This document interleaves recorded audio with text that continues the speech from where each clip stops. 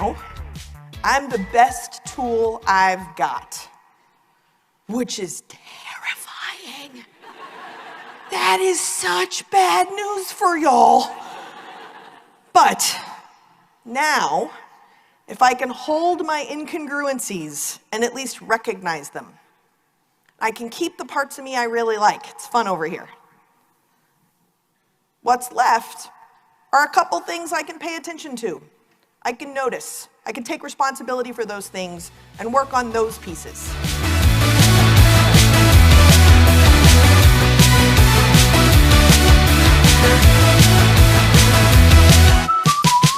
What I think is really important to understand is that we make judgments and assumptions for really good reasons. We do it so we feel safe. We do it so we feel prepared. What matters is what we do with the judgments and assumptions, not making them in the first place. Do any of you remember Ghostbusters? I don't mean the girl version, I mean the original.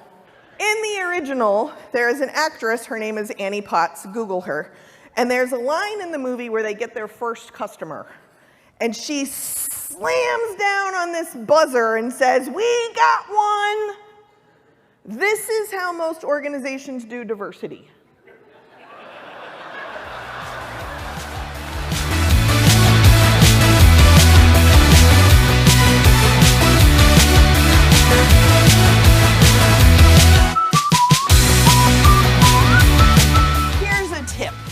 I can't make anybody do anything. If you have not figured that out yet, good luck. I can't make anybody do anything. If we want to be really honest, I can't even make myself do something all the time. Yeah, example, P90X. You're familiar with this? Yeah, it's in the suitcase. Tony, with his abs and his big arms, says the most important thing to do is to hit play. Well, I got that. I hit play and I eat Cheetos. I do rotate arms so that I don't compensate, right?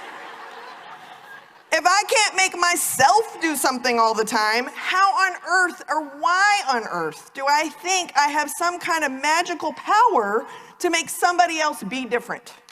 When we were packing to come here, some of us stared in the abyss of an empty suitcase, and we had to pick and choose what we were going to pack so that we could write the story so that other people that we have no control over at all would write a story about us and go, "Man, she is successful.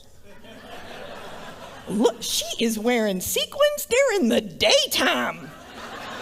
Whoa, baller," right? Like, we did this.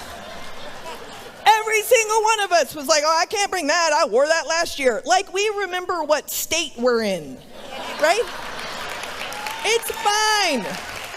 Your lived experience is exactly the tool set you need to survive what's happening right now. You do not need anything extra. When we talk about trans folks, you need to understand that socially, it's unacceptable to ask people what their genitalia looks like. If you use this as an icebreaker, stop.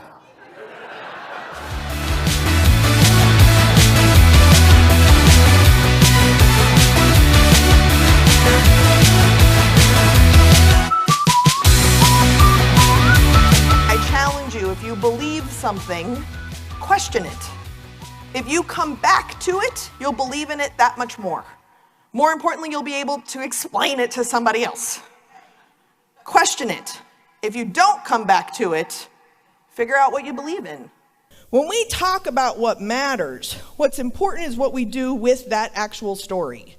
It's not don't write a story. It's recognize you do. And when you write that story, what I ask you to do, what I implore you to do, what I remind myself to do, is to print that story as a draft, like triple space with extra wide margins. You do that because you're anticipating edits.